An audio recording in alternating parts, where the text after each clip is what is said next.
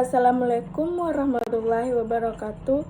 Perkenalkan, saya Nabila Okta Florencia dengan NIM 22017162 dari Prodi Sastra Indonesia Fakultas Bahasa dan Seni. Di sini saya akan menjelaskan materi tentang strukturalisme, formalisme, dan strukturalisme genetik dengan dosen pengampu Bu Yeni Hayati, SSM HUM. Strukturalisme adalah teori yang menyatakan bahwa berbagai gejala budaya dan alamiah sebagai bangun teoritis atau abstrak yang terdiri atas unsur-unsur yang berhubungan satu sama lain, relasi sintakmatis dan paradigmatis. Menurut Hartoko, menjelaskan bahwa teori strukturalisme sastra merupakan sebuah teori pendekatan terhadap teks-teks sastra yang menekankan keseluruhan relasi antara berbagai unsur teks. Unsur-unsur teks secara berdiri sendiri tidaklah penting. Jenis-jenis strukturalisme. Teori strukturalisme sendiri dapat dibagi menjadi 3 jenis, yaitu strukturalisme formalis, strukturalisme genetik, strukturalisme dinamik, yang pada dasarnya secara global strukturalisme menganut paham penulis Paris yang dikembangkan oleh Ferdinand de Saussure yang memunculkan konsep bentuk dan makna. Sejarah strukturalisme. Teori strukturalisme memiliki latar belakang sejarah evolusi yang cukup panjang dan berkembang secara dinamis. Strukturalisme menentang teori memetik yang berpandangan bahwa karya sastra adalah tiruan kenyataan. Teori ekspresif yang menganggap sastra pertama-tama sebagai ungkapan perasaan dan watak pengarang, dan menentang teori-teori yang dianggap sastra sebagai media komunikasi antara pengarang dan pembacanya. Dalam perkembangannya, terdapat banyak konsep dan istilah yang berbeda, bahkan saling bertentangan. Misalnya, strukturalisme Perancis yang terutama diwakili oleh Roland Barthes dan Julia Kristeva mengembangkan seni penafsiran struktural berdasarkan kode-kode bahasa teks sastra. Melalui kode bahasa itu, diungkap kode-kode retorika, psikoanalitis, sosiokultural. Mereka menekankan bahwa sebuah karya sastra harus dipandang secara otonom. Puisi khususnya dan sastra umumnya harus diteliti secara objektif, yakni aspek intrinsik, keindahan estetik.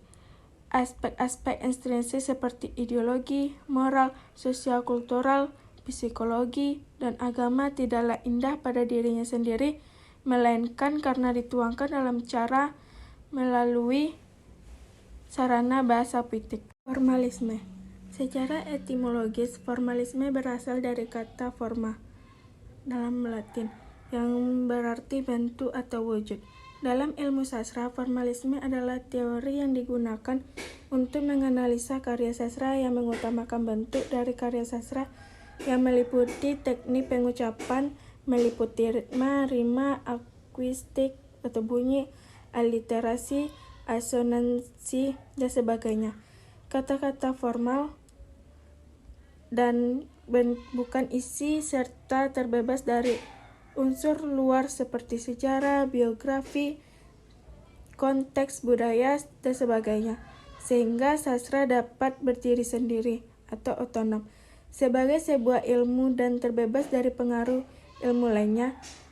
Teori formalis ini bertujuan untuk mengetahui keterpaduan unsur yang terdapat dalam karya sastra tersebut, sehingga dapat menjalin keutuhan bentuk dan isi dengan cara meneliti unsur-unsur kesastraan, puitika, asosiasi, aposisi. Adapun tokoh-tokoh formalisme sebagai berikut. 1. Viktor Jakolovsky, Boris Alexchenbaum, Boris Tomaszewski. Strukturalisme genetik. Strukturalisme genetik merupakan salah satu metode penelitian sastra yang populer digunakan dalam menganalisis karya sastra, baik novel maupun puisi. Teori ini merupakan salah satu cabang sosiologi sastra yang memadukan antar struktur teks, konteks sosial, dan pandangan dunia pengarang. Teori ini adalah hubungan antara karya sastra dengan lingkungan sosialnya. Dalam masyarakat, sesungguhnya manusia berhadapan dengan norma dan nilai. Dalam karya sastra juga dicerminkan norma dan nilai yang secara sadar, perhatian, dan diusahakan untuk dilaksanakan dalam masyarakat. Sastra juga melukiskan harapan dan aspirasi manusia. Oleh karena itu, kemungkinan karya sastra tersebut dapat dijadikan ukuran sosiologis dan pagar efektif untuk mengukur respon manusia terhadap kekuatan sosial. Strukturalisme genetik dapat diidentifikasikan sebagai metode non-murnian, merupakan metode pertentangan terhadap metode murni yang hanya penelitian sastra pada nilai-nilai intrinsik saja. Metode ini lebih jauh melangkah pada struktur sosial dan latar belakang karya sastra tersebut. Langkah-langkah inilah yang berhasil membawa strukturalisme genetik sangat dominan pada periode tertentu. Sejarah strukturalisme genetik. Teori strukturalisme genetik muncul sebagai tanggapan atau reaksi atas teori sebelumnya. Pada teori strukturalisme murni menganggap bahwa sebuah karya sastra dikajinya di ranah karya sastra itu sendiri tanpa melibatkan latar belakang sejarah di dalamnya. Berkaitan dengan masalah tersebut, Theo menyatakan bahwa teori strukturalisme murni kurang berhasil. Hal ini disebabkan oleh pemaknaan teks sastra yang mengaguminya sebagai pemberi makna sastra akan bahaya terhadap analisis karya sastra tersebut. Masih menurut Theo, strukturalisme murni memiliki beberapa kelemahan, yaitu a. Sebuah analisis struktur karya sastranya belum menjangkau secara keseluruhan teori sastra dan justru tidak berdasarkan teori sastra yang lengkap dan tepat. Hal ini justru akan menimbulkan tanda dalam mengembangkan teori sastra yang dinilai sangat penting. B. Karya sastra tidak dapat diteliti secara terasing dan terpisah, tetapi harus pahami dalam rangka sistem sastra dengan latar belakang sejarah.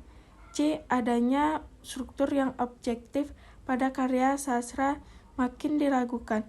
Peranan pembaca segala konsekuensinya untuk menganalisis struktur.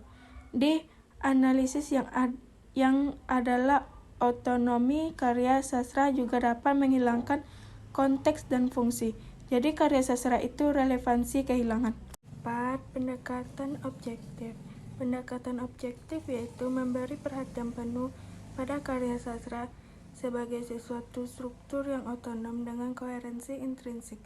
Karena itu, tulisan ini mengarah pada analisis karya sastra secara strukturalisme. Penerapan pendekatan objektif. Penerapan pendekatan objektif dalam menganalisis karya sastra dalam hal ini puisi dapat dirumuskan sebagai berikut. Pertama, mendeskripsikan unsur-unsur struktur karya sastra. Kedua, mengkaji keterkaitan makna antara unsur-unsur yang satu dengan yang lainnya. Ketiga, mendeskripsikan fungsi serta hubungan antar unsur atau intrinsik karya yang bersangkutan. Metode penelitian. Metode yang digunakan dalam penelitian ini adalah metode deskriptif, yaitu mendeskripsikan data yang kemudian dianalisis secara kualitatif.